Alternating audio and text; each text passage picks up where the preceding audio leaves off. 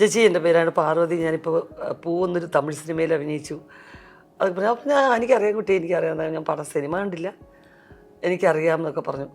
അപ്പോൾ എനിക്ക് നല്ല ഫിലിംസ് ചെയ്യണം ചേച്ചി, വെറുതെ കുറേ സിനിമ ചെയ്യണമെന്നല്ല, കുറേ നല്ല ഫിലിംസ് ചെയ്യണം എന്നൊക്കെ പറഞ്ഞു. അവൻ തീർച്ചയായിട്ടും നമുക്ക് ഒരുമിച്ച് ഒരു സിനിമ ചെയ്യാം.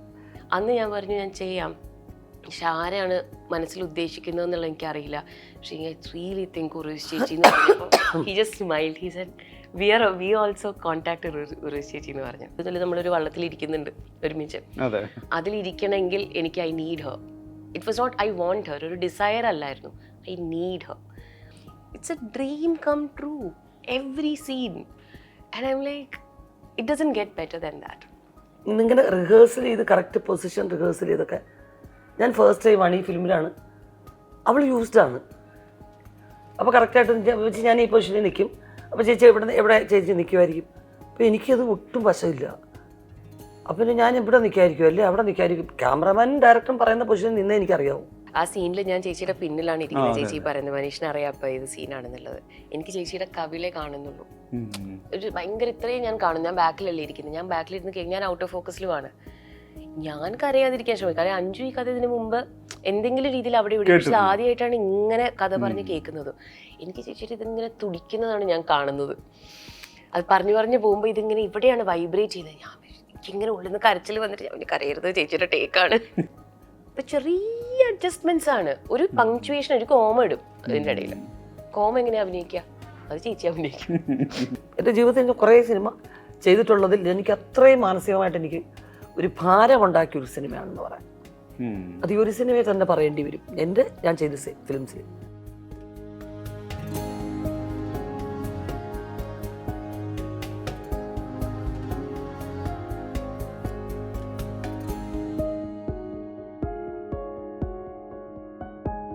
ക്യൂ സ്റ്റുഡിയോയിൽ ഉർവശിയും പാർവതി തിരുവോത്തുമാണ്. രണ്ടുപേർക്കും സ്വാഗതം. ആദ്യം തന്നെ സമീപകാലത്ത് കണ്ട മികച്ച ചിത്രങ്ങളൊന്ന് കണ്ട ശേഷം സംസാരിക്കുന്നു എന്നുള്ളൊരു ചാരിതാർത്ഥ്യത്തിലാണ്. ഉള്ളൊഴുക്ക് തിയേറ്ററിലെത്താനിരിക്കുന്നു. ഒന്ന് എല്ലാ സമയത്തും ഉർവശി ചേച്ചിയുടെ കാര്യത്തിൽ പറയാറുണ്ട്, ഒരു മാസ്റ്റർ ക്ലാസ് ഇൻ ആക്ടിംഗ് എന്നൊക്കെ പറയാവുന്നത് പോലൊരു പെർഫോമൻസ് ആണ്. എനിക്കൊന്ന് എല്ലാ ഈ വിശേഷണ പദങ്ങളും ആദ്യം തന്നെ തട്ടിത്തെറിപ്പിക്കുന്ന ആളാണ്. അതിപ്പോൾ സൂപ്പർ സ്റ്റാർ എന്ന് പറഞ്ഞാലും ലെജൻഡറി ആണെന്നോ ഇതെല്ലാം മാറ്റി വെക്കുന്ന ആളാണ്. പക്ഷേ നമ്മൾ സർപ്രൈസ്ഡ് എന്ന് പറയുന്നതിനപ്പുറത്ത് നമ്മളെ ഉള്ളിലേക്ക് എടുക്കുന്നൊരു പെർഫോമൻസും മൊമെൻസും ഉണ്ടായിരുന്നൊരു സിനിമയാണ്. പാർവതിയുടെ ആണെങ്കിലും ഈ ഇത് ആർക്കറിയാം എന്ന് പറയുന്ന സിനിമയിൽ ഒരു ഏതാണ്ട് മറ്റൊരു പശ്ചാത്തലത്തിൽ ഇങ്ങനെ കുടുംബത്തിനകത്ത് കിടക്കുന്ന ഇങ്ങനെ സങ്കീർണത കണ്ടിട്ടുണ്ട്. പക്ഷെ അതിൽ നിന്ന് നേരെ വിപരീത ദിശയിലുള്ളൊരു ക്യാരക്ടറാണ്. സമീപകാലത്ത് തന്നെ ഏറ്റവും രസമുള്ളൊരു പെർഫോമൻസും ആയിരുന്നു. അപ്പോൾ നിങ്ങൾ രണ്ടുപേരും ഒന്നിച്ചൊരു സിനിമയിൽ സർപ്രൈസിങ് ആയിട്ടുള്ള പെർഫോമൻസ് വരുന്നു.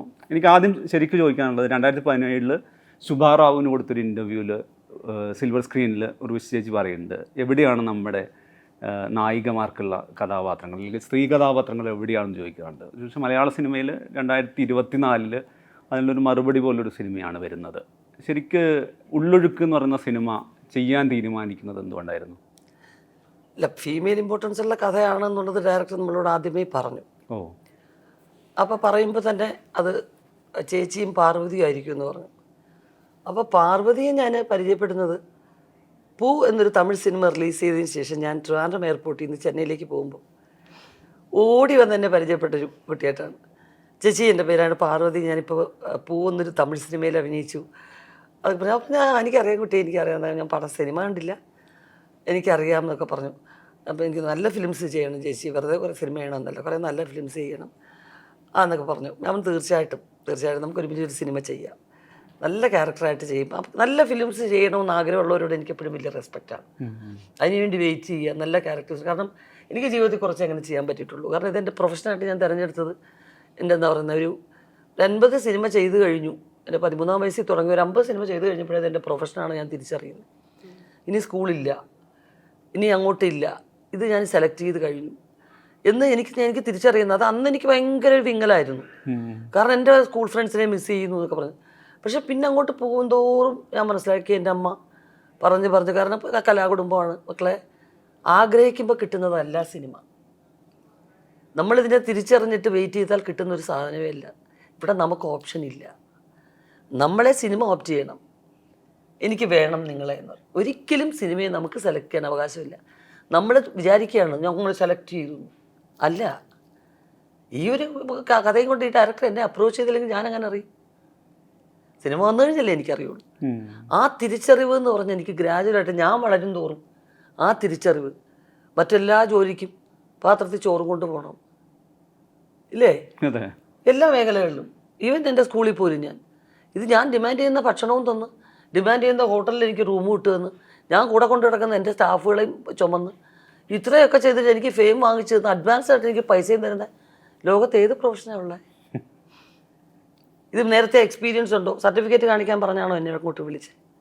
അപ്പോൾ ഇതിനോടുള്ള റെസ്പെക്റ്റ്, അപ്പം ഞാൻ ഓപ്റ്റ് ചെയ്യുന്നത് ശരിയല്ല എന്ന് ഞാൻ തീരുമാനിച്ചു. പിന്നെ കിട്ടിയതൊക്കെ ബോണസാണ് ജീവിതത്തിൽ. ഇതും ഞാൻ തിരഞ്ഞെടുത്തു എന്ന് ഞാൻ വെറുതെ പറയുക. എന്നെ ക്രിസ്റ്റോ തിരഞ്ഞെടുക്കുകയായിരുന്നു. അതിനുവേണ്ടി ഒരു 3-4 വർഷം വെയിറ്റ് ചെയ്തു. സോ എനിക്ക് എപ്പോഴും നന്ദിയേ ഉള്ളൂ സിനിമയോട്. ഞാനിതിൽ നിന്ന് റിജക്റ്റ് ചെയ്യാൻ ഒറ്റ കാരണമില്ല. ഇപ്പം പാറു അത് തന്നെയായിരിക്കും.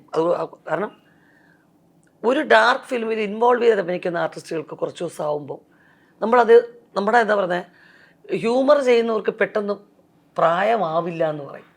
കാരണം നമ്മുടെ സെൽസൊക്കെ നമ്മളും ചിരിക്കുന്നു, എൻജോയ് ചെയ്യുന്നു. അപ്പോൾ അത് നമ്മൾ കരഞ്ഞുകൊണ്ടേ ഇരിക്കുന്ന 40 ദിവസം എവിടെയെങ്കിലും ഫീൽ ചെയ്യാതെ കരയാൻ പറ്റില്ലല്ലോ.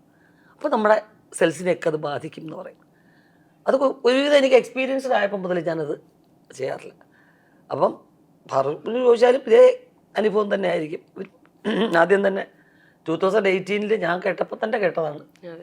ഒരേ സമയത്താണല്ലോ കേൾക്കുന്നത്. ഞാൻ അറിഞ്ഞത് പിന്നീടായിരുന്നു, പക്ഷെ ചേച്ചി പറഞ്ഞു അത് എന്നുള്ളത് ഞാൻ പിന്നീട് അറിഞ്ഞു. നമ്മുടെ ഡാർക്ക് ആ ഒരു സ്പേസിലേക്ക് പോകുന്നത് എനിക്ക്, അതായത് കേശു എടുക്കുന്ന സമയത്തൊക്കെ ഇത് അതിന് മുമ്പ് തന്നെ കഥ പറഞ്ഞപ്പോഴേ ഞാൻ കാര്യം പറഞ്ഞു, ഇതെൻ്റെ ഫസ്റ്റ് ഫിലിമായിട്ട് ചെയ്യേണ്ടതാണ്, ഞാൻ ഇതേ ചെയ്യുള്ളൂ എന്ന്. പിന്നെ മറ്റൊരെണ്ണം ചെയ്യൂ, എന്നിട്ട് നമുക്ക് ഇതിലേക്ക് വരാം. ഓരോ വർഷവും അങ്ങനെ പറഞ്ഞു പിന്നെ എനിക്ക് മനസ്സിലായി ഇതേ ചെയ്യൂ ഈ ഡയറക്ടർ. ഈ സ്ക്രിപ്റ്റിനോട് അത്രയും വലിയൊരു എന്താ പറയുക, ഒരു ആത്മവിശ്വാസം ഉള്ളൊരു ഡയറക്ടർ. അപ്പം പിന്നെ അതിലേക്ക് വരുന്നുണ്ട്. കാരണം ഒരു ഫസ്റ്റ് ഒരു പടം ചെയ്തിട്ടല്ലേ വിളിക്കുക അടുത്ത പടം ചെയ്യാനൊക്കെ. ഇതേ ചെയ്യൂ എന്ന് പറഞ്ഞാൽ നിൽക്കുന്നു, ഞാൻ തന്നെ വേണമെന്നും പറഞ്ഞു. പിന്നെ എന്തോടും അങ്ങനെ അതിലേക്ക് വരികയായിരുന്നു. പക്ഷെ അത് പടം ചെയ്ത് കഴിഞ്ഞപ്പോൾ എനിക്ക് തോന്നി ഞാൻ മിസ് ചെയ്യാൻ പാടില്ലായിരുന്നു, എന്നെ ഒരു ഡയറക്ടർ ചൂസ് ചെയ്തത് നന്നായെന്ന് എനിക്ക് തോന്നി. അല്ല, വ്യക്തിപരമായിട്ട് നമുക്കും തോന്നും ലീലാമ്മ എന്തുകൊണ്ട് സംവിധായകൻ അത് പറഞ്ഞു എന്ന് ഈ ഉള്ളൊഴുക്ക് കണ്ടാൽ മനസ്സിലാവും. വെച്ചാൽ ലീലാമ്മയെ മറ്റൊരാളായിട്ട് നമുക്ക് മറ്റൊരു ആക്ടറായിട്ട് ചിന്തിക്കാനും പറ്റാത്ത തരത്തിലാണത് ചെയ്തു വെച്ചേക്കുന്നത്. പാർവതിയുടെ എടുക്കുകയാണെങ്കിൽ എല്ലാവരും പറയാറുണ്ട്, ഒരു ഫീമെയിൽ ആക്ടറിൻ്റെ കാര്യം പറയുമ്പോൾ പറയാറുണ്ട്, ഉർവശി ചേച്ചി പോലത്തെ ഒരു കരിയറാണ് വേണ്ടത് വേഴ്സറ്റാലിറ്റിയുടെ കാര്യത്തിൽ. അല്ലെങ്കിൽ ഈ വൈവിധ്യതയുടെ റോള് മാത്രമല്ല, എവിടത്തേക്കും കൊണ്ടുപോകാവുന്ന തരത്തിലുള്ള ഒരു പെർഫോമൻസ്. ഇപ്പം ചേച്ചി തന്നെ പല സമയത്തും ഉണ്ട്, ഒരു 5 ദിവസം മുമ്പേ പറഞ്ഞ റോൾ ഉണ്ടാവും, തലേ ദിവസമായിരിക്കും റോളിനെ കുറിച്ച് പറയുന്നത്. പക്ഷെ നമ്മൾ ആ സിനിമ കണ്ട ശേഷം ഈ പറച്ചിൽ കേൾക്കുന്ന സമയത്ത് ഇത് ഒരിക്കലും സംഭവിക്കാൻ സാധ്യതയില്ല. ഇത് ചേച്ചി ഒരു 6 മാസം മുമ്പ് അറിഞ്ഞൊരു ക്യാരക്ടർ ആയിരിക്കാം കാഞ്ചന, അല്ലെങ്കിൽ 6 മാസം മുമ്പായിരിക്കാം മിഥുനത്തിൻ്റെ ക്യാരക്ടറെ കുറിച്ച് അറിഞ്ഞത്, അല്ലെങ്കിൽ ഇപ്പോൾ തമിഴ് ചെയ്ത ക്യാരക്ടറാണ്. ഇതൊക്കെ മുമ്പേ ഇത് ഹോംവർക്കൊക്കെ ചെയ്തിട്ടായിരിക്കും വന്നതെന്നാണല്ലോ കരുതുന്നത്. ഓൺ സ്ക്രീനിൽ വരികയാണ് നിങ്ങൾ ഒന്നിച്ച്. അങ്ങനെ ഒരു പൂ ചെയ്തതിന് ശേഷം എയർപോർട്ടിൽ ഓടിച്ചെന്ന പാർവതിയിൽ നിന്ന് നിങ്ങളൊരു ക്യാരക്ടറായി ഒന്നിച്ച് പെർഫോം ചെയ്യുകയാണ്. അവിടെ ഈ പറയുന്ന പലതരം ഇമോഷൻസ് ഒന്നിച്ച് പെർഫോം ചെയ്യുന്ന ഒരു കോമ്പിനേഷൻ റോളിലേക്ക് വരികയാണ്. ഒരു ടോട്ടൽ എക്സ്പീരിയൻസ് എങ്ങനെയാണ് വിത്ത് ഉർവശി? അത് എഴുതാനുണ്ട്. ഞാനൊരു പുസ്തകം എഴുതാണെങ്കിൽ അതിലൊരു നല്ലൊരു വലിയ ചാപ്റ്റർ തന്നെയായിരിക്കും സത്യം പറഞ്ഞാൽ.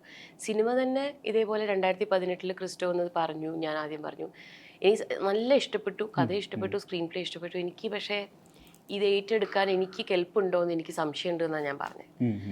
അപ്പോൾ ക്രിസ്റ്റു ആക്ച്വലി വിചാരിച്ചു എനിക്ക് ഇഷ്ടമില്ല, ഞാൻ വെറുതെ അത് കാരണം ഉണ്ടാക്കി പറഞ്ഞത്. സത്യമായിട്ടായിരുന്നു. സത്യം പറഞ്ഞാൽ പേടിച്ച് പോയിട്ടുണ്ടായിരുന്നു. അത് എനിക്കങ്ങ് പിടി കിട്ടുന്നില്ല. അഞ്ജുവിൻ്റെ തീരുമാനങ്ങളും കാര്യങ്ങളും മുഴുവനായിട്ട് എനിക്ക് മനസ്സിലാക്കാനും പറ്റുന്നില്ല. പിന്നെ ഞാൻ അതിലേക്ക് പോയാൽ ചിലപ്പോൾ ഞാൻ അതിൽ നിന്ന് പുറത്തു വരുന്ന ഞാൻ ആരാവും എന്നൊക്കെ കുറച്ച് ഓവർ തിങ്ക് ചെയ്തു. പിന്നെ 2 വർഷം കഴിഞ്ഞ് പിന്നെയും ക്രിസ്റ്റോ മീറ്റ് ചെയ്തു, സ്ക്രിപ്റ്റ് അയച്ചു തന്നു. അതിൻ്റെ പകുതി വായിച്ച് ബാക്കി ഞാൻ നറേറ്റ് ചെയ്യിപ്പിച്ചു. കാര്യം എനിക്ക് വായിക്കാൻ പറ്റുന്നില്ല, അത്രയും ഇൻറ്റൻസ് ആയിട്ട്. ക്രിസ്റ്റോ ഒരു കംപ്ലയിൻറ്റും ഇല്ലാതെ ആ വന്ന് പിന്നെയും വായിച്ചു തന്നു.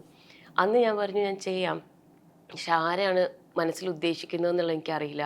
പക്ഷേ ഐ റിയലി തിങ്ക് ഉർവശി ചേച്ചി എന്ന് പറഞ്ഞപ്പോൾ he just smiled. He said we also contact Urvashi ചേച്ചി എന്ന് പറഞ്ഞു. അപ്പോൾ പിന്നെ എനിക്ക് there was no doubt. Because നമ്മൾ ഇങ്ങനെ ഒരു വള്ളത്തിൽ, ഇതിലും അതൊരു മെറ്റഫോർ പോലെയാണ് ഞാൻ പറയുന്നതെങ്കിലും ഇതിൽ നമ്മളൊരു വള്ളത്തിൽ ഇരിക്കുന്നുണ്ട് ഒരുമിച്ച്. അതിലിരിക്കണമെങ്കിൽ എനിക്ക് I need her. It was not I want her, ഒരു ഡിസയർ അല്ലായിരുന്നു, ഐ നീഡ് ഹർ. അതൊരു ആവശ്യമാണ്. അത് പോഷകാഹാരം പോലെയൊക്കെ യു നീഡ് ദാറ്റ്. ആ ഒരു ഗുരു കൂടെ ഉണ്ടാവുന്ന പോലെ, വഴികാട്ടിയില്ല പോലെ, ഒരു സുഹൃത്തിനെ പോലെ എല്ലാ രീതിയിലും ചേച്ചി ഉണ്ടായിരുന്നു. ഇതൊക്കെ നമുക്ക് ഉണ്ടാവുന്ന ആഗ്രഹങ്ങൾ. ചില ആക്ടേഴ്സിൻ്റെ കൂടെ നമുക്ക് അഭിനയിക്കണം, സ്ക്രീൻ ഷെയർ ചെയ്യണം. നമ്മൾ ഉത്തമ വില്ലനിൽ ഒരുമിച്ച് അഭിനയിച്ചിട്ടുണ്ടല്ലോ ചേച്ചി. ഉത്തമ വില്ലനിൽ പക്ഷെ ഒരുമിച്ച് ഒരു സീനിൽ അന്യോന്യം അങ്ങനെ ഡയലോഗ്സ് ഇല്ല, ഒരു സ്പേസിൽ എക്സിസ്റ്റ് ചെയ്യുന്നേ ഉള്ളൂ. കമൽ സാറിൻ്റെ ഒരു സീനിൽ she's also there, I'm also there എന്നുള്ളതേ ഉള്ളൂ. അന്നേ ഞാനിങ്ങനെ വിചാരിക്കുന്നത് ചേച്ചിയുടെ കൂടെ ആക്ച്വലി ഒരു full it's a dream come true every scene. And I M like it doesn't get better than that. പിന്നെ ഒരുപാട് കാര്യങ്ങൾ പഠിച്ചിട്ടുണ്ട്. ഇപ്പം ചേച്ചി ഓൺ സ്ക്രീൻ ചെയ്യുന്നത് ഒന്ന്, ഓഫ് സ്ക്രീൻ എന്ന് പറഞ്ഞാൽ ജനറോസിറ്റിക്ക് ഒരു പരിധി ഉണ്ടാവണം മനുഷ്യന് എന്നാണ് ഞാൻ വിചാരിക്കുന്നത്. കാര്യം you be taken for granted sometimes. She has no boundaries, she is a giver എന്ന് വെച്ചിട്ട് ഇറ്റ്സ് നോട്ട് ലൈക്ക് ഓൾവേസ് അതെങ്കിലും തെറ്റ് ചെയ്യുകയാണെങ്കിൽ obviously she'll notice that, very experience like that. പക്ഷേ ക്രിസ്റ്റുവിനോടാണെങ്കിലും ഷഹനാദിനോടാണെങ്കിലും സെറ്റിൽ ഇപ്പം ആരാണെങ്കിലും ഇപ്പം രാവിലെ എല്ലാവരെയും അറിയാം, എല്ലാവരെയും പരിചയമുണ്ട്, അവർ ഭക്ഷണം കഴിച്ചോ എന്നുള്ളത് മുതൽ അത് കഴിഞ്ഞിട്ട് ഈ സീനിലേക്ക് കയറുന്നത്. മനീഷ സിനിമ കണ്ടിട്ടുണ്ട്. ഐ എം ലൈക്ക് എത്ര റിലാക്സ്ഡ് ആയിട്ടാണ് ചേച്ചി കയറുന്നത്, അത്രയും ഡീപ്പായിട്ടാണ് ഷീസ് പെർഫോമിങ്. സോ എനിക്കതൊരു വിറ്റ്നസ് ചെയ്ത് യൂണിവേഴ്സിറ്റിയിൽ പോയി പഠിക്കണ പോലെയായിരുന്നു. So I also got to do that. പിന്നെ എൻ്റെ ഇത് എന്തെങ്കിലും ഒന്ന് ട്രാക്ക് ഓഫ് ആയി കഴിഞ്ഞാൽ she is there to catch me. അത് നല്ല രീതിയിലാണ്. ഐ ഹവ് നെവർ സീൻ ഒരു senior respecting a junior so much. അല്ലെങ്കിൽ നമ്മൾ പറഞ്ഞിരുന്നത് ഇങ്ങനെ ചെയ്ത് നോക്കൂ, അങ്ങനെ ചെയ്ത് നോക്കൂ. എന്നോട് എന്നെ കൊണ്ട് തന്നെ ആ വഴിയിലേക്ക് എത്തിക്കും. She will never tell you what to do. അതും ഒരു വലിയൊരു, അതുകൊണ്ട് ഞാൻ അങ്ങനെ ഇരുത്തി ചേച്ചീനെ പ്രേസ് ചെയ്യുന്നത്. ഞാനിത് ഫസ്റ്റ് ടൈമാണ്, എനിക്ക് ഇതറിയില്ല, എന്താണ് വർക്ക്ഷോപ്സ് ചെയ്യാൻ പറ്റില്ല. എനിക്ക് ഒന്നാമത് I'm not use to it. ഞാൻ ചെയ്തിരുന്ന സിനിമ നേരെ ക്യാമറയുടെ മുമ്പിൽ വരുമ്പോൾ ആ ഒരു മിനിറ്റ് ലൈറ്റ് ഓഫ് ചെയ്യണേ എന്ന് പറഞ്ഞിട്ട് 2 മിനിറ്റ് ക്യാരക്ടർ പറഞ്ഞുതരും, ഇങ്ങനെയാണ് കേട്ടോ, എന്നിട്ട് ഇത് ഈ സീൻ ഇങ്ങനെയാണെന്ന് പറഞ്ഞുതരും. അങ്ങനെ അഭിനയിച്ചതുള്ള പരിചയമുള്ളൂ എനിക്ക്. അപ്പോൾ എന്നും പാചകം ചെയ്യുന്നൊരു പാചകക്കാരൻ ഉപ്പിട്ടാൽ കറക്റ്റാവും എന്ന് പറഞ്ഞ പോലെ കറക്റ്റായി പോകുന്നു, അത്രയേ ഉള്ളൂ. പക്ഷേ ഇത് ഇന്നിങ്ങനെ റിഹേഴ്സൽ ചെയ്ത് കറക്റ്റ് പൊസിഷൻ റിഹേഴ്സൽ ചെയ്തൊക്കെ ഞാൻ ഫസ്റ്റ് ടൈമാണ് ഈ ഫിലിമിലാണ്. അവൾ യൂസ്ഡാണ്. അപ്പോൾ കറക്റ്റായിട്ട് ഞാൻ ഈ പൊസിഷനിൽ നിൽക്കും, അപ്പോൾ ചേച്ചി എവിടെ ചേച്ചി നിൽക്കുമായിരിക്കും. അപ്പോൾ എനിക്കത് ഒട്ടും വശമില്ല. അപ്പം പിന്നെ ഞാൻ ഇവിടെ നിൽക്കായിരിക്കും അല്ലേ, അവിടെ നിൽക്കായിരിക്കും. ക്യാമറമാനും ഡയറക്ടറും പറയുന്ന പൊസിഷനിൽ നിന്നേ എനിക്കറിയാവും. അത് പിന്നെ ഇപ്പോൾ സത്യേട്ടനെ പോലെയുള്ള ഡയറക്ടറാണെങ്കിൽ കുറച്ച് എന്തായിരിക്കും ചെയ്യുന്നതെന്ന് ചോദിക്കും, ഫ്രീഡം ഉള്ളവർ. അല്ലെ സത്യേട്ടൻ ഞാൻ തുണിയുടെ ബക്കറ്റ് എടുത്തുകൊണ്ട് ബാക്കി കൂടെ ഇങ്ങനെ നടന്നു പോകാൻ ചേട്ടാ, അപ്പോൾ ഡയലോഗ് അങ്ങനെ പറഞ്ഞുകൊണ്ട് പൊക്കോളൂ, അങ്ങനെ പറഞ്ഞുകൊണ്ട് പൊക്കോളാം എന്ന് പറയും.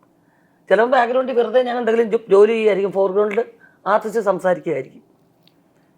അങ്ങനെയൊക്കെ അല്ലാതെ നമ്മൾ നേരത്തെ സീനിന് മുമ്പ് വന്ന ഉടനെ ഈ സീൻ എങ്ങനെയാണെന്ന് full scene conceive choreography set ചെയ്തിട്ടല്ലേ. കൊറിയോഗ്രാഫി സെറ്റ് ചെയ്യുന്നത് എനിക്ക് യൂസ്ഡ് അല്ല. പക്ഷെ അത് പാർവതിയാണ് അതെല്ലാം. ഞാൻ അങ്ങനെ നിൽക്കുമായിരിക്കും, ഇങ്ങനെ നിൽക്കുമായിരിക്കും എന്നുള്ള ഒരു എക്സ്പീരിയൻസ് ദ ഫസ്റ്റ് ടൈം എനിക്ക്. ഇങ്ങനെ നിൽക്കുക, അത് ശരി ടേക്ക് എന്ന് പറയുമ്പോൾ ചിലപ്പോൾ ഞാൻ തല ആയിരിക്കത്തില്ല ചെയ്യുന്നത്. പക്ഷെ അത് അവൾ അഡ്ജസ്റ്റ് ചെയ്യും. നമ്മൾ ഓവർലാപ്പ് ചെയ്യാതെ അഡ്ജസ്റ്റ് ചെയ്യുന്നൊക്കെ ഉള്ളൂ. അപ്പോൾ കാരണം സൂര്യ റിപ്പോർട്ടറും ഒക്കെ എല്ലാവരും വർക്ക്ഷോപ്പ് ചെയ്തു. ആ പറഞ്ഞ അവരൊക്കെ 6 മാസത്തിന് മുമ്പ് വലിയ വർക്ക്ഷോപ്പ്സ് തുടങ്ങി. എൻ്റെ വീട്ടിലാണ് സുധ, എൻ്റെ ക്ലോസ് ഫ്രണ്ട് ആയതുകൊണ്ട് വീട്ടിൽ വന്നിട്ട് ചേച്ചി അസിസ്റ്റന്റ് ഡയറക്ടേഴ്സൊക്കെ ഞാൻ ഒന്ന് വായിക്കട്ടെ. ഞാൻ പറഞ്ഞു അയ്യോ എനിക്ക് പറ്റുകയേ ഇല്ല, എങ്കിളിപ്പോൾ വായിച്ചാൽ ഞാൻ ടേക്കിൽ ഇതല്ല ചെയ്യുന്നത്. ബാക്കി ആർട്ടിസ്റ്റുകളൊക്കെ അവർ അപ്സെറ്റ് ആവും, കാരണം അങ്ങ് വർക്ക്ഷോപ്പിൽ ഇവരിങ്ങനെ അല്ലല്ലോ ചെയ്തതെന്ന് പറയും. ആക്ഷൻ എന്ന് പറഞ്ഞു കഴിഞ്ഞാൽ എന്തോ ചെയ്യുന്നു അത്രേ എനിക്ക് അറിയത്തുള്ളൂ. അല്ലാതെ നിങ്ങളിപ്പോഴേ പറഞ്ഞു കഴിഞ്ഞാൽ എനിക്ക് ഞാൻ പറയും ആ സ്ക്രിപ്റ്റ് അടക്കി ഒരു വക എനിക്ക് കേൾക്കണ്ട, നിങ്ങൾ കഥ പറഞ്ഞല്ലോ സന്തോഷം എന്ന് പറഞ്ഞു, ഞാൻ സ്പോട്ടിലേ ചെയ്തുള്ളൂ. പക്ഷെ ഇതങ്ങനെ ആയിരുന്നില്ല, കാരണം മിനിമം റൂംസാണ്. അപ്പം അത് തന്നെയാണ് കണ്ടിന്യൂസ് ആയിട്ട് വരുന്നത്. അപ്പോൾ ഒരു ക്യാമറമാൻ്റെ ചാലഞ്ച് എന്ന് പറയുന്നത് ആംഗിൾസ് എല്ലാം സെയിം ആകരുത്. ഡയറക്ടർക്ക് ഒരു ചാലഞ്ചാണ്. ഒരിടത്ത് ഇവിടെ ക്യാമറ വെച്ച് ഇവിടെ വെക്കാം എള്ളു വെക്കാം, പിന്നെ ഇവിടെ വെക്കും, ഇങ്ങനെ ട്രാക്ക് ഇടാം. സോ ഇതിൽ ഒരു മൊണോട്ടണി വരരുതല്ലോ, അതാണ് അവരുടെ ടെൻഷൻ. അതുകൊണ്ട് അവർ കാണിക്കണമെന്ന് പറയുന്നത്. അതെനിക്ക് 2ാമത്തെ ദിവസമാണ് എനിക്കത് മനസ്സിലാവുന്നത്. ഞാൻ പറഞ്ഞു ക്രിസ്റ്റു എനിക്ക് യൂസ്ഡ് അല്ല. ഓരോ ദിവസം സീനിന് മുമ്പ് വന്ന് ഇത്രയും സമയം വേസ്റ്റ് ചെയ്തിട്ട് പിന്നെ വീണ്ടും പോയി റെഡി ആയിട്ട് വന്നിട്ട് പിന്നെ അത്ര സമയം വേസ്റ്റ് ചെയ്യുന്ന ആവശ്യം എന്താ? നിങ്ങൾ മാർക്ക് ചെയ്യൂ, ആർട്ടിസ്റ്റ് അവിടെ വന്ന് നിൽക്കട്ടെ, നിങ്ങളല്ലേ ചീഫ് ടെക്നീഷ്യൻസ്. ചേച്ചി അതുകൊണ്ടല്ല ചേച്ചി, ആംഗിൾ റിപ്പീറ്റ് ആവണ്ട, ഇത് കൺവീനിയൻ്റ് ആയിട്ട് നിങ്ങളൊരു വീട്ടിൽ നിങ്ങളുടെ വീടാണ്, അപ്പോൾ നിങ്ങൾക്കറിയാം എവിടെയൊക്കെ പോയി നിൽക്കണം, എന്തൊക്കെയാണ് വേണ്ടതെന്നുള്ളത്. അപ്പോൾ അതുകൊണ്ട് നിങ്ങളുടെ ഒരു കൺവീനിയൻറ്റ് വെച്ചാൽ എൻ്റെ വീടായാലും കൊള്ളാം, അവളുടെ വീടായാലും കൊള്ളാം. ഞങ്ങൾ ഒരുമിച്ചൊരു വീടാണെങ്കിൽ ഞങ്ങൾക്ക് എല്ലാ റൂമും അറിയാം. ഇപ്പം എൻ്റെ വീട്ടിൽ തന്നെ എനിക്ക് ഒരു പ്രത്യേക സ്ഥലത്ത് ഇരിക്കാനാണ് എനിക്കിഷ്ടം. അവിടെ ആയിരിക്കും അവർ വന്നിരിക്കുന്നത്. സോ അതൊക്കെ എനിക്ക് മനസ്സിലാക്കാൻ പറ്റി. അപ്പോൾ അത് ഇവർക്കൊക്കെ നല്ല ശീലമുണ്ടത്. ഒരു ബോംബെയിലും പോയി വർക്ക് ചെയ്തിരിക്കുന്നു, പല അന്യ ലാംഗ്വേജ് വർക്ക് ചെയ്യുമ്പോൾ കറക്റ്റ് സ്ക്രിപ്റ്റ് ഫുള്ളായിട്ട് ബൈഹാർട്ട് ചെയ്തിരിക്കുന്നു. എനിക്ക് ഒരു ഭാഷയിലും ഇത് വശമില്ല, പ്രോംപ്റ്റിങ് വലിയ പിന്നെ വശമില്ല എനിക്ക്. ഇപ്പോൾ ഞാൻ ശീലിക്കുകയാണ്. കാരണം സമയം സേവ് ചെയ്യാൻ വേണ്ടിയിട്ട് നമ്മളെന്തായാലും സീൻ കേട്ടു, ഡയലോഗ്സും കേട്ടു, അപ്പം നമുക്കറിയാം എവിടെ എന്തൊക്കെയാണ്, സമയം സേവ് ചെയ്യാൻ പറ്റുമല്ലോ. അങ്ങനെ കുറേ നല്ല എക്സ്പീരിയൻസ് ആണ് ഈ സിനിമ. ഇതിൽ തന്നെ ഭയങ്കര നമ്മൾ ഉർവശിയുടെ പല പെർഫോമൻസ് നമ്മൾ ഇപ്പോഴും പഴയതും പുതുതൊക്കെ ഓരോ തവണയും പുതുമയോടെ എക്സൈറ്റ് ചെയ്യുന്നുണ്ട്. പക്ഷെ ഇതിലൊരു സിംഗിൾ ഷോട്ട്, ഇപ്പം ഈ അകത്ത് തോമസ് കുട്ടി കിടക്കുന്നു, അപ്പോൾ പുറത്ത് വന്നിട്ട് ഈ പറഞ്ഞ കുടുംബത്തെക്കുറിച്ചൊക്കെ പറയുന്ന, കുടുംബം എത്രത്തോളം പ്രധാനമാണെന്ന് പറയുന്നൊരു സീൻ, ചാച്ചനെ കുറിച്ചൊക്കെ പറയുന്ന ഒരു സിംഗിൾ ഷോട്ട്. പിന്നീട് ക്രിസ്റ്റോ തന്നെ പറയുന്നത് അതിനൊരു കൗണ്ടർ ഷോട്ട് ഉണ്ടായിരുന്നു, അത് ഈ പെർഫോമൻസ് കണ്ട് പിന്നീട് വേണ്ടെന്ന് വെച്ചാണ്. അത് ഭയങ്കര യുണീക്കായൊരു സംഗതിയാണ്. നമ്മൾ പല സമയത്തും ഉർവശിച്ച് കണ്ട ഇതൊരു ലീലാമയാണ്, ലീലാമയുടെ ഒരു പുതിയ ലോകം കാണുകയാണ്. അപ്പോൾ എത്രയോ സിനിമ, ഒരു 800-ൽ പല സിനിമ ചെയ്യുമ്പോഴും പുതിയൊരു ക്യാരക്ടർ എത്തുമ്പോൾ അത് പുതുമയോട് അവതരിപ്പിക്കുന്ന ഒരു സംഗതി വരികയാണല്ലോ. അങ്ങനെ ഒരു മൊമെൻറ്റ് ക്രിയേറ്റ് ചെയ്യപ്പെടുന്നത്, അല്ലെങ്കിൽ അതെങ്ങനെയാണ് സൃഷ്ടിച്ചെടുക്കുന്നത് ശരിക്കും? മനീഷ്, ഈ പടത്തിനകത്തുള്ള ഏറ്റവും വലിയ എന്നെ സംബന്ധിച്ചുള്ള ചാലഞ്ച് എന്ന് പറയുന്നത് ഇമോഷനിലാവാം, പക്ഷെ അധികം കണ്ണീര് വരരുത്. അതൊരു ഭീകര പ്രശ്നമായിരുന്നു. കാരണം ഞാൻ എൻ്റെ ആംഗിളിൽ ഞാൻ ലീലാമ്മയുടെ പ്രോബ്ലംസ് കാണുമ്പം എനിക്ക് നിയന്ത്രിക്കാൻ പറ്റാതെ കണ്ണീര് വരികയാണ് പല സീനിലും. അപ്പം ആ ഒരു സീനിൽ നിങ്ങൾക്ക് കണ്ടറിയാം, വളരെ കാഷ്വലായിട്ടൊരു കഥ പറഞ്ഞു വന്ന് അവസാനത്തെ വാക്കിനെ കരയാവും. അത് അപ്പം അവൾ ആദ്യമായിട്ട് കേൾക്കുന്ന ഒരു കാര്യം ഇരുന്ന് കേൾക്കുകയാണ്. അപ്പോൾ ആ ഒരു ഇത് വരുന്നത് വരെ ഞാൻ എന്നെ നിയന്ത്രിക്കുന്നൊരു സംഭവം ഉണ്ടല്ലോ, അതൊക്കെ ഒരു ചാലഞ്ചായിരുന്നു എനിക്ക്. വേണമെങ്കിൽ അത് ആദ്യം മുതലേ കരഞ്ഞ് പറയാം. കാരണം ഇങ്ങനെയൊക്കെ സംഭവിച്ചു, അങ്ങനെ സംഭവിച്ചു എന്ന് ആദ്യം പോലെ പറയാം. പക്ഷെ അത് പാടില്ല. ആ സീനിൽ ഞാൻ ചേച്ചിയുടെ പിന്നിലാണ് ഇരിക്കുന്നത്. ചേച്ചി പറയുന്നത് മനീഷിനെ അറിയാം അപ്പൊ ഇത് സീനാണെന്നുള്ളത്. എനിക്ക് ചേച്ചിയുടെ കവിലെ കാണുന്നുള്ളൂ. ഒരു ഭയങ്കര ഇത്രയും ഞാൻ കാണും. ഞാൻ ബാക്കിലല്ലേ ഇരിക്കുന്നത്. ഞാൻ ബാക്കിലിരുന്ന് ഞാൻ ഔട്ട് ഓഫ് ഫോക്കസിലുമാണ്. ഞാൻ കരയാതിരിക്കാൻ ശ്രമിക്കും. കാരണം അഞ്ജു ഈ കഥ ഇതിന് മുമ്പ് എന്തെങ്കിലും രീതിയിൽ അവിടെ ഇവിടെ, പക്ഷെ ആദ്യമായിട്ടാണ് ഇങ്ങനെ കഥ പറഞ്ഞ് കേൾക്കുന്നത്. എനിക്ക് ചേച്ചിയുടെ ഇതിങ്ങനെ തുടിക്കുന്നതാണ് ഞാൻ കാണുന്നത്. അത് പറഞ്ഞു പോകുമ്പോൾ ഇതിങ്ങനെ ഇവിടെയാണ് വൈബ്രേറ്റ് ചെയ്യുന്നത്. എനിക്കിങ്ങനെ ഉള്ളിൽ നിന്ന് കരച്ചിൽ വന്നിട്ട് ഞാൻ കരയരുത്, ചേച്ചിയുടെ ടേക്കാണ്, നമ്മൾ കാരണം മോശമാവാൻ പാടില്ല എന്നുള്ള രീതിയിൽ അത് അങ്ങനത്തെ സംഗതികൾ. കാരണം വെച്ചാൽ കരയണമെങ്കിൽ കരഞ്ഞുകൊണ്ട് മാത്രം ഇരിക്കേണ്ട ഒരു ഇതായി പോവും. അതിനെ നിയന്ത്രിക്കുക എന്ന് പറയുന്നതൊക്കെ എനിക്ക് പല സീനിലും പലയിടത്തും ഭയങ്കര ചാലഞ്ചായിരുന്നു. അത് മറ്റൊരു സിനിമകളിൽ നമുക്കതിന് കിട്ടാറില്ല. കാരണം ആർട്ടിസ്റ്റ് എത്ര വേണമെങ്കിലും ഇമോട്ട് ചെയ്യട്ടെ എന്നും പറഞ്ഞിട്ട് ക്യാമറ ഇവിടെ തന്നെ വെക്കും. പക്ഷേ ഇത് അങ്ങനല്ല, അങ്ങനെ പാടില്ല, അത്രയാവാൻ പാടില്ല. കാരണം ഇതിനേക്കാൾ കൂടുതൽ സഹിച്ച് വന്നിരിക്കുക ഇവർ. അപ്പോൾ അതിങ്ങനെ നിയന്ത്രിച്ചിട്ട് ആ ഒരു ഭാഗം വരുമ്പോൾ മാത്രം ബേസ്റ്റ് ഔട്ട് ആവണം. അങ്ങനെ കുറേ സീൻസ് ഉണ്ട്. എനിക്കും ഉണ്ട്, അഞ്ജു എന്ന് പറഞ്ഞ ക്യാരക്ടറിനും ഉണ്ട്, ലീലാമ്മയ്ക്കും ഉണ്ട്. പല സ്ഥലങ്ങളിലും എന്തെങ്കിലും തുറന്ന് പറഞ്ഞു പോയി എന്തെങ്കിലും ഇവള് ഞാൻ ബേസ്റ്റ് ചെയ്ത് പോകുമെന്ന് പറഞ്ഞ് സഫറാവുന്നുണ്ട് അഞ്ജുവിൻ്റെ. പിന്നെ കുറേ കാര്യങ്ങൾ, കുറേ സീക്രട്സ് വെച്ചിട്ടുണ്ട്. അപ്പം കൂടുതൽ സ്നേഹത്തോടെ ചോദിച്ചാൽ എന്തെങ്കിലും പറഞ്ഞു പോകുന്നുള്ള ശ്വാസം മുട്ടലുണ്ടല്ലോ. ആ ഒരു ശ്വാസം മുട്ടൽ സിംഗ് സൗണ്ട് ആയതുകൊണ്ട് നിങ്ങൾക്കത് ഫീൽ ചെയ്യും. ഈ ശ്വാസം ഇങ്ങനെ വരുന്നതൊക്കെ അതൊക്കെ അതൊരു ചെറിയ റൂമിൽ 2 ക്യാരക്ടേഴ്സ് മാത്രം ഇങ്ങനെ നിൽക്കുമ്പോൾ ഭയങ്കര സൈലൻസ് അല്ലേ. അപ്പോൾ അതിങ്ങനെ നമ്മളെ സംബന്ധിച്ചിടത്തോളം വല്ലാത്തൊരു അവസ്ഥയാണ്. നിങ്ങൾക്ക് പടം കണ്ടിട്ടുള്ളതുകൊണ്ട് മനീഷിന് അത് ഫീൽ ചെയ്യും. അതെന്താ വെച്ചാൽ ശ്വാസം മുട്ടൽ എങ്ങനെയാ അഭിനയിക്കുന്നത്? നമുക്ക് ശ്വാസം മുട്ടലായിട്ട് എടുക്കാൻ പറ്റില്ലല്ലോ. ഉള്ളിൽ നമ്മൾ ഉൾക്കൊണ്ടാലല്ലേ അത് പുറത്തേക്ക് വരുള്ളൂ. അപ്പൊ ഓരോ സീൻ കഴിയുമ്പോഴും നമ്മളുടെ ദേഹത്ത് ആ ശ്വാസം മുട്ടൽ നിൽക്കുന്നുണ്ട്. പിന്നെ 43 ദിവസം നടക്കുക, അത് കൂടി വരുന്നേ ഉള്ളൂ. പിന്നെ ഇപ്പൊ പൊട്ടും, ഇപ്പൊ ഒരു പിൻവെച്ച് കഴിഞ്ഞാൽ പൊട്ടും എന്നുള്ള ആ അവസ്ഥയിലാണ് നമ്മൾ നിൽക്കുന്നത്. ക്ലിഫ് എഡ്ജിലാണ് നിൽക്കുന്നത് ഇമോഷൻസ് വൈസ്. സോ അതൊരു, പക്ഷെ ഞാനൊരു കാര്യം പറഞ്ഞോട്ടെ ചേച്ചി, ഞാൻ നോട്ടീസ് ചെയ്തതാണ്, എല്ലാ ദിവസവും ഞാൻ കണ്ടിട്ടുണ്ട്.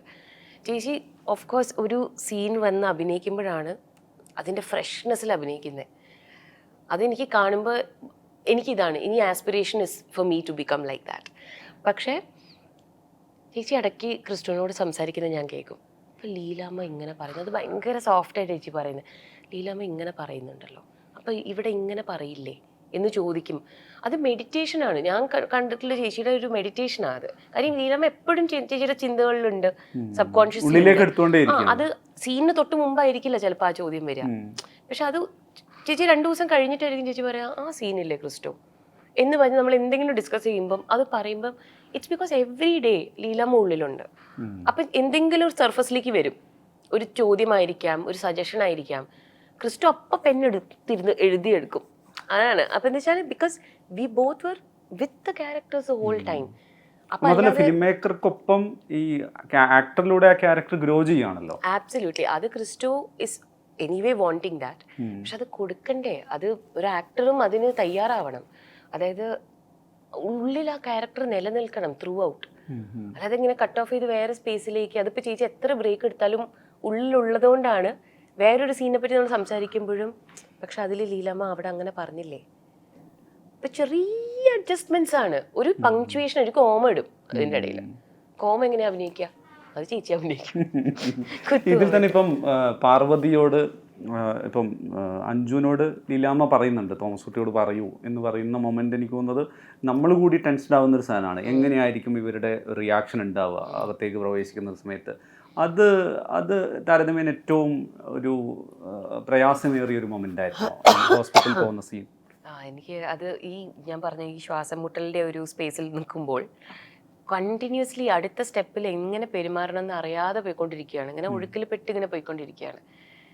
പക്ഷേ സിനിമയിൽ നടക്കുന്ന അത് കഴിഞ്ഞിട്ട് നടക്കുന്ന കാര്യങ്ങൾ സത്യമായിട്ടും ഇപ്പം സ്ക്രിപ്റ്റ് ഞാൻ വായിച്ചിട്ടുണ്ട്, ക്രിസ്റ്റോ പറഞ്ഞിട്ടുണ്ട്, ഞാൻ മറന്നു പോവുമായിരുന്നു സത്യം പറഞ്ഞാൽ അടുത്തെന്താ നടക്കുന്നതെന്ന്. കാര്യം അത്രയും ഇൻറ്റൻസ് ആകുമ്പം അതിൽ തന്നെ നിലനിന്ന ഞാൻ കുറച്ച് ഓഫായി പോകുമെന്ന് എനിക്ക് തോന്നിയതുകൊണ്ട് ഞാൻ അടുത്ത സീൻ പോലും വായിക്കാറുണ്ടായിരുന്നില്ല. Very unlike me. I use to ഇങ്ങനെ പുസ്തകം ഇങ്ങനെ പഠിച്ചെടുത്ത് പോയി അഭിനയിക്കലായിരുന്നു. അതെന്നെ ഒരുപാട് ഹെൽപ്പ് ചെയ്തു അതിൽ. കാര്യം ലീലാമ്മ ഇങ്ങനെ എന്നെ മോളെ പറ എന്ന് പറഞ്ഞിട്ട് ഇങ്ങനെ എന്നെ ലീഡ് ചെയ്യുന്നുണ്ട്. ആ സോഫ്റ്റ്നെസ് അതുണ്ട്. പക്ഷെ ഭയങ്കര സോഫ്റ്റ് ആയിട്ടാണ്. ആ ഒരു ഹോൾഡിൽ ഉള്ളിൻ്റെ ഉള്ളിൽ ഒരു പിടുത്തമുണ്ട്, എന്നാൽ സോഫ്റ്റുമാണ്. So I just reacted to her touch. I decided that. ചില സമയത്ത് ഇപ്പം ട്രെയിലറിൽ കാണാം വയറ്റിൽ കൈ വെക്കുമ്പം അല്ലെങ്കിൽ എന്നെ ഇവിടെ തലോടുമ്പം ഞാൻ അതിന് റിയാക്ട് ചെയ്താൽ മാത്രം മതി എന്ന് എനിക്ക് ചില സ്ഥലത്ത് ഞാൻ ഡിസൈഡ് ചെയ്തു. കാര്യം അതേ വരാൻ പാടുള്ളൂ മുഖത്ത്. കാര്യം ഇനി അടുത്തത് ചെയ്യാൻ പോകുന്നതോ അടുത്തത് എന്താ നടക്കാൻ പോകുന്നത് ആ റിയാക്ഷൻസ് ഒക്കെ ഞാൻ നേരത്തെ മനസ്സിൽ വെച്ചാൽ ഭയങ്കര ഓവറായി പോകും, ഭയങ്കര ഓവർ അഭിനയം വരും. So it just became if she touched me I just need to react to that touch as Anju. I can't be Parvati there. Have to stay in Anju. അതുകൊണ്ട് അത് ഒരുപാട് എന്നെ സഹായിച്ചിട്ടുണ്ട്, എസ്പെഷ്യലി ആ സീനിൽ. ഈ സിനിമയിലെ ഒരു പ്രധാനപ്പെട്ട സീനിൽ രണ്ടുപേരും അടുത്തെടുത്തിരിക്കുന്നത് അഞ്ജു ലീലാമ്മയുടെ അടുത്ത് വന്നിട്ട് ഒരു പ്രധാനപ്പെട്ട കാര്യം ചോദിക്കുന്ന സീനിൽ അവിടെ സംഭാഷണരഹിതമാണ്. നമ്മൾ മുഴുവനായിട്ട് എനിക്ക് തോന്നുന്നു ഈ സിനിമ തന്നെ പ്രധാനമായിട്ട് നമ്മൾ സത്യത്തിൽ ഫോളോ ചെയ്യുന്നത് ഡയലോഗ്സിനെ അല്ല.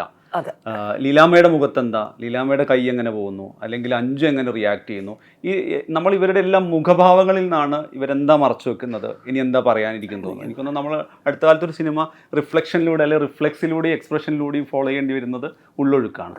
അപ്പോൾ ശരിക്കും അതൊരു പ്രധാനപ്പെട്ട മൊമെൻ്റ് ആണല്ലോ. അവിടെ സംസാരമേ ഇല്ല, പക്ഷേ സെറ്റിൽ പാർവതി ഉർവശി പരസ്പരം സംസാരിച്ച് കുറേ സംസാരങ്ങളുടെ തുടർച്ചയിലായിരിക്കുമല്ലോ ആക്ഷനിലേക്കൊക്കെ പോകുന്നത്.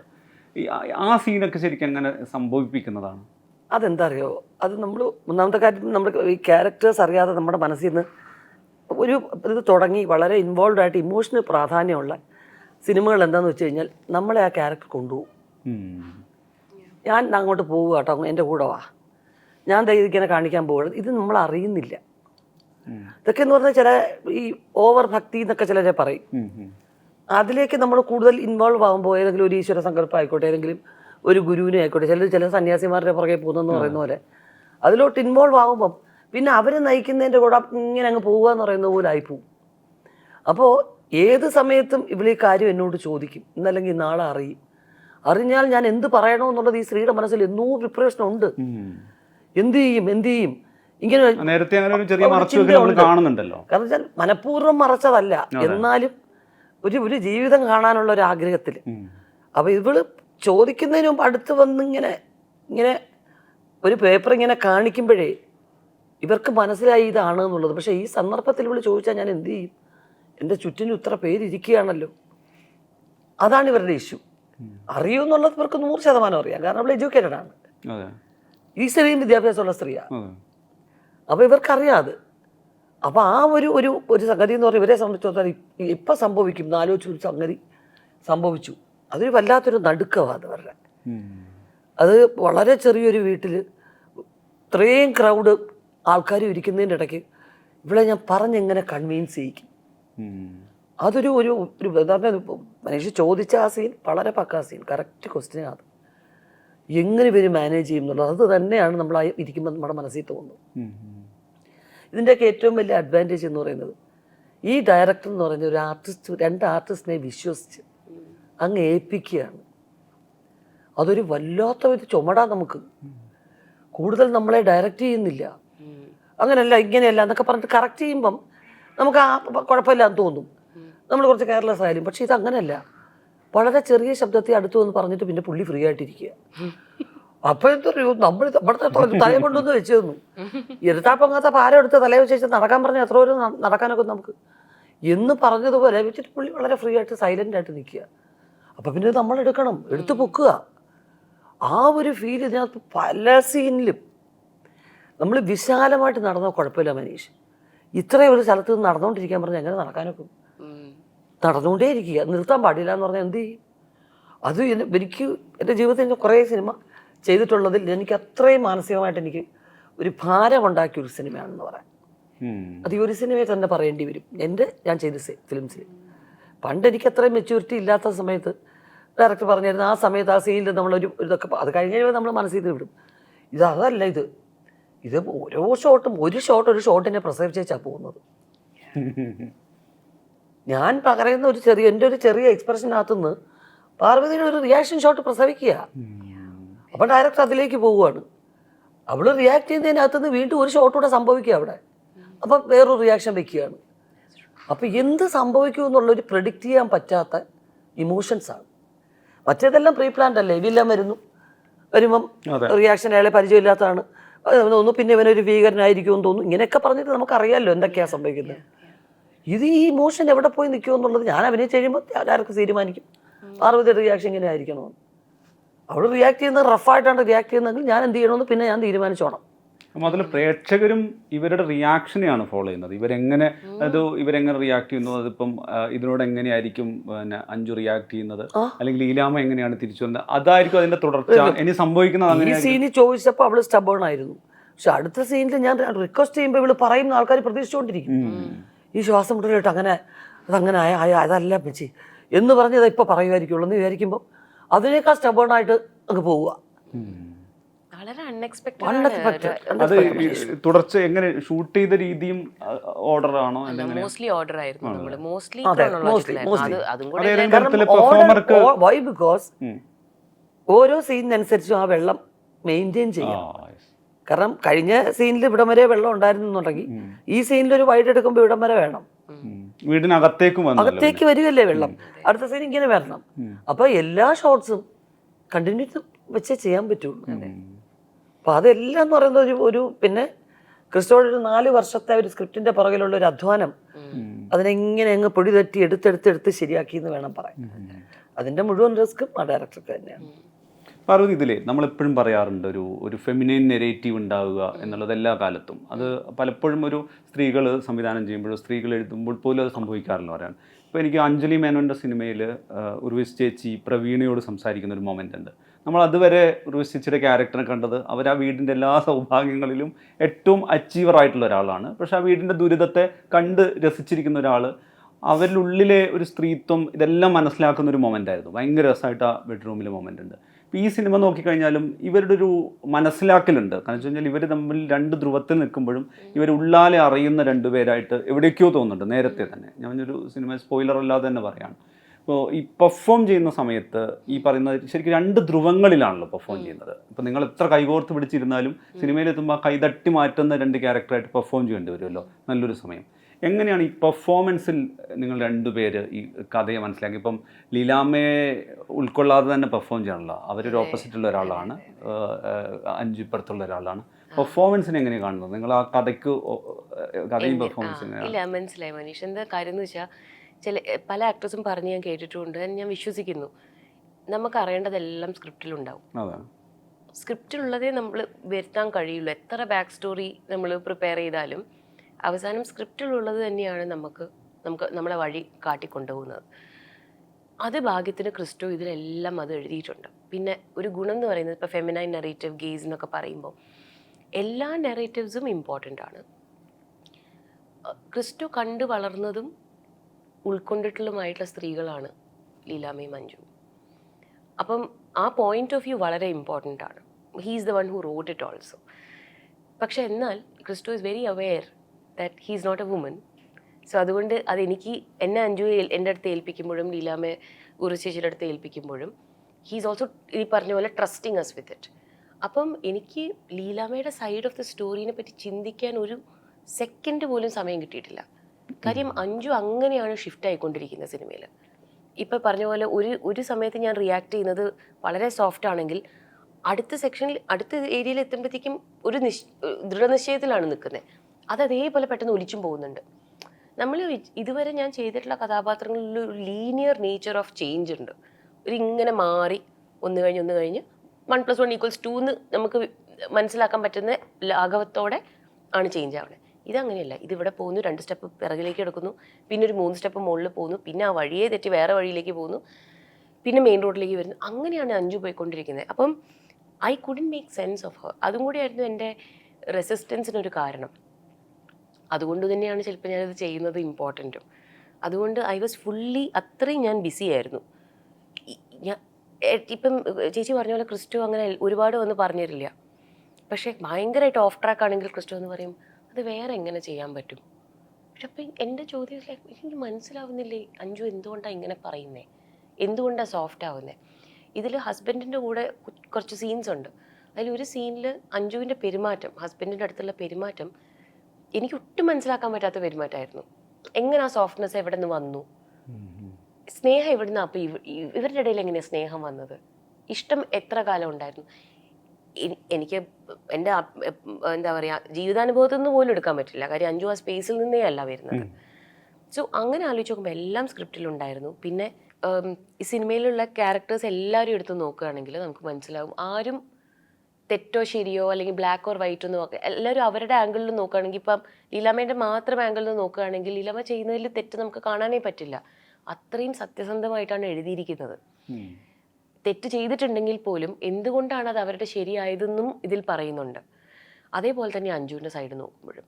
അപ്പം എന്നെ സംബന്ധിച്ചിടത്തോളം എനിക്ക് വേറൊരു ക്യാരക്ടറിനെ ജഡ്ജ് ചെയ്യാനുള്ള ടൈമോ അവരെ മനസ്സിലാക്കാനുള്ള ടൈം പോലും എനിക്ക് കിട്ടിയിട്ടില്ല. കാര്യം അത്രയും നമ്മുടെ ഉള്ളിലുള്ള കോൺട്രഡിക്ഷൻസ് നമുക്കുണ്ടാവുമല്ലോ, മനീഷിനും എനിക്കൊക്കെ ഉള്ള പോലെ തന്നെ അതേപോലെയാണ് പതിച്ച് വെച്ചിരിക്കുന്നത് ക്രിസ്റ്റോ സ്ക്രീൻ പ്ലേയിൽ. സോ ഐ ഡിഡ്ന്റ് ഹാവ് ആ ഒരു issue here because I kept me busy. അവൾ ആ സീനിൽ അഭിനയിക്കാൻ മറന്നുപോയി. കാരണം എൻ്റെ റിഹേഴ്സൽ ഒന്നുമില്ല, ഫിലിം ആണല്ലോ. ഒരു കറി വെക്കാൻ എന്തെങ്കിലും പറയൂ ഉർവശി എന്ന് പറഞ്ഞു. ഞാൻ പറഞ്ഞു ചേട്ടാ എന്തുവാ പറയുന്നത്, ഇപ്പം എന്തെങ്കിലും പറ, അത് മലയാളത്തിലുള്ളത് ഇംഗ്ലീഷിലാക്കൊള്ളാൻ പറഞ്ഞു. ടേക്ക് എടുത്തപ്പോൾ അയ്യോ ഞാൻ എൻ്റെ ഒന്നും ചെയ്തില്ല, ഞാൻ ചേച്ചിയെ നോക്കിക്കൊണ്ടിരുന്നു, എനിക്ക് അയ്യോ 1 more എടുക്കാം. ഞാൻ പറഞ്ഞു 1 more എടുത്താൽ ഞാൻ തീർന്നു. കാരണം എന്താ പറഞ്ഞതെന്ന് എനിക്ക് ഓർമ്മയില്ല, എന്തോ പറഞ്ഞ് നിർത്തി.